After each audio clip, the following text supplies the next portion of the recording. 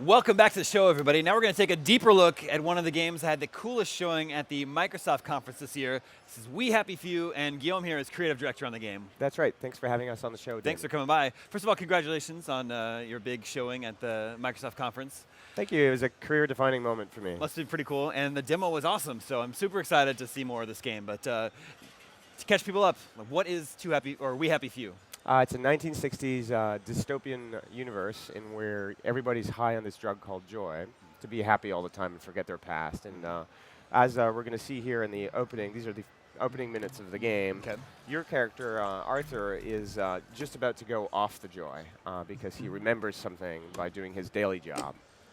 So we were inspired by a number of movies. Brazil is one of them, where the main character edits and redacts history to remove all the unhappy things about their past history.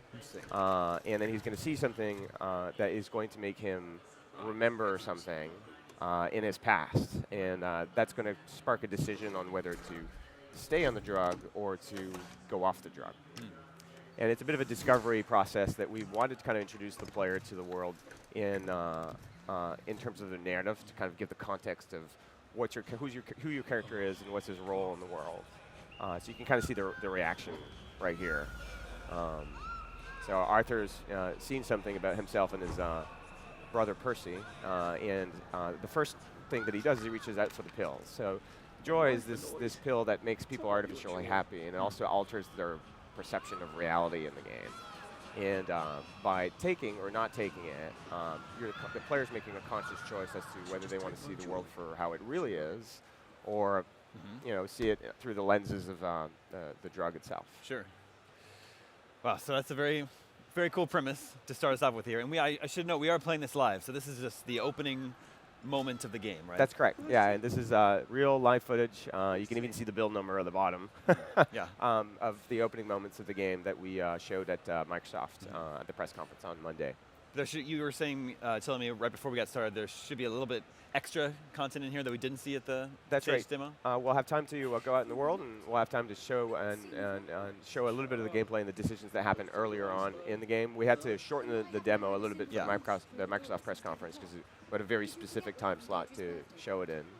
So yeah, Victoria here, who is your boss in this crazy office space that you're working in, is making sure that you're on Joy right now and ensuring that you're doing your job properly because she hasn't heard you work on your machine for a little bit of time.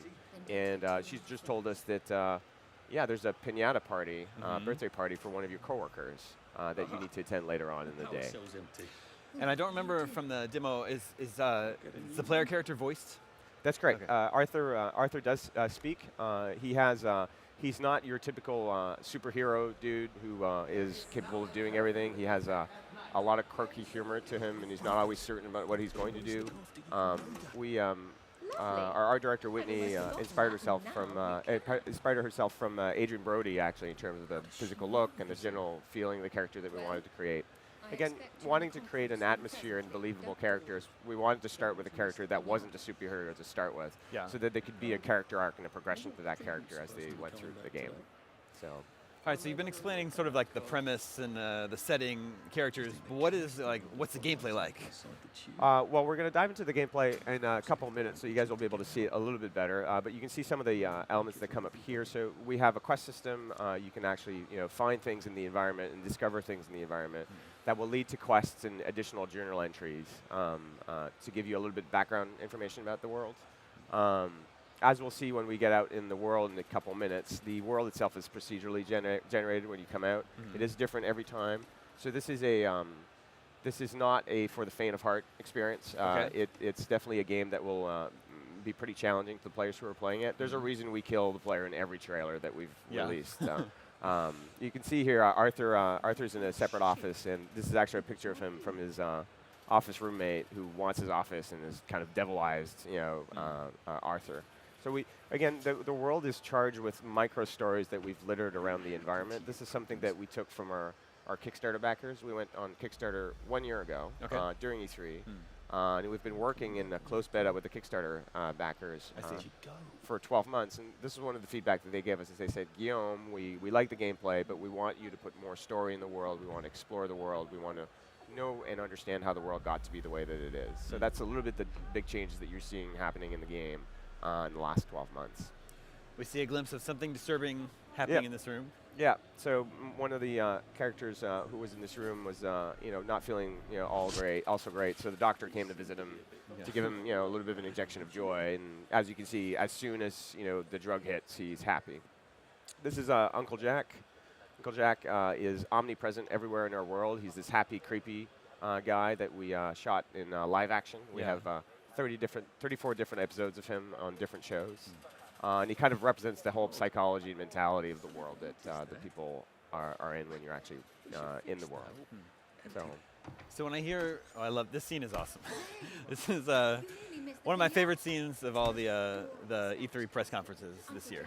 Well, it's a very, very significant scene narratively for us because this is really the first time where we really clearly show the duality of what you see when you're high on the drug joy versus when you come down from the drug jar. So as Arthur hits the piñata, he's suddenly falling down from the drug and realizing what's really happening around him. And his reaction, immediately foretells the other characters in the room that he's not high on the joy. And in this dystopian universe that we've created, being on joy is really not something you have a choice for. They don't want people around them that are unhappy or that remind them of their past. So it's a society that will really enforce the drugs, upon their citizens to make sure that everyone's happy. It's actually why they wear happy masks as well. So is this sort of the moment where your adventure begins? Are we into gameplay, like the actual game? Is this the moment where where his adventure begins? Are we in gameplay now? Yeah. Okay. So right now we're just at the point where we're about to exit the prologue, which is really helping to set Arthur's entire setup and why he's here. And now we're going to be jumping into the world. You can see the load screen here. We're going to be jumping into the procedure world. So Arthur escapes underneath in the underground tunnels of the subway stations and lands in this small maintenance area. And then we have a short tutorial here where we force the player to at least craft one thing before we send them off to adventure inside the whole wide world. So when I hear procedurally generated and different every time, I think roguelike. So definitely some elements of roguelikes in the game. However, it's this weird thing where we did certain things fairly well in our first game, Contrast. We got ambience and story and the visuals right, and that's something we wanted to keep. And we wanted to marry that with a replayable roguelike experience in a 3D world, so a 3D urban city. So it was pretty ambitious for us to start with because obviously those two don't automatically coalesce together very harmoniously in a game. But I'll be able to show how that actually plays out in terms of us integrating stories, quests, and player directions inside a world that's changing every time that you play it. So right off the bat, obviously, your motivation, your immediate goal is to escape the people that are attacking you. Is that the overall goal of the game, to sort of escape this society? Yes. So we have we mentioned earlier, we're coming out in games preview and early access on July 26th. Okay. So for the period of early access, which we're hoping, we're looking at about 6 to 9 months. We're going to be working with the community, and you'll be playing as Arthur, and your basic goal will be to escape the island. So that's the premise. You came down from the drugs. You realize, wow, this society is actually upon the precipice of collapse, and I need to get out of here before everything falls down on me. But we have been working on narrative arcs for 2 other characters. Interesting. That we'll be releasing with our 1.0 release. And those 2 other characters have different meta goals within their world. They're trying to accomplish different things than just escape within the world. Wow, so we wanted, again, marrying that. So the story is not branching. It's the story that we'll be releasing on the first quarter of next year is not a branching story or an interactive. It's a real solid linear story, but that's parceled across a world in different locations. So you can't, just look up online where to go next. You have to find it and explore the city in order to find it. Wow. Okay. So this isn't something that you're just like. Just going to release and be done with it, I guess. Oh, absolutely not. In fact, we've, again, been working really hard with the community for the last year, and we're just excited to just keep doing that with an expanded community on Steam and Xbox. It's something that it's really helped us. We had a really solid vision for what we wanted to accomplish, but it's really helped us guide where to put the most efforts in in the game. And again, the community's been they've been huge ambassadors for the game. So you can see here on the other side of that bridge, you see is a completely kind of different set of buildings and areas. So what we're seeing right now is a separation between two areas of the city. And the city is like a set of islands that are set together. So on the other side of this is where all the happy people live, the Rainbow Roads, the people who are on the drugs. You fled to where the downers are, so where are the people where all the drugs collapse and whatnot. Okay. And in order for you to cross from one area of the city to the other, you're going to have to accomplish a certain number of challenges there in the actual island that you just came from. So what we're, basically what we have is we have these pinch points between large zones, which represent challenges that will force you to accomplish things within the islands that you're in and basically grow your character and get stronger and be able to get better.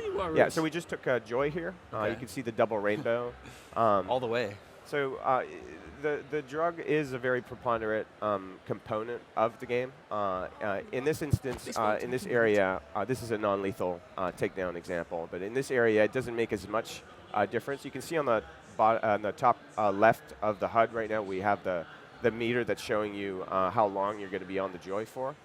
So taking drugs, Joy will actually help you blend. will actually help you blend in. I don't think it's a non-lethal takedown anymore. It's not a non-lethal takedown anymore. I agree with you.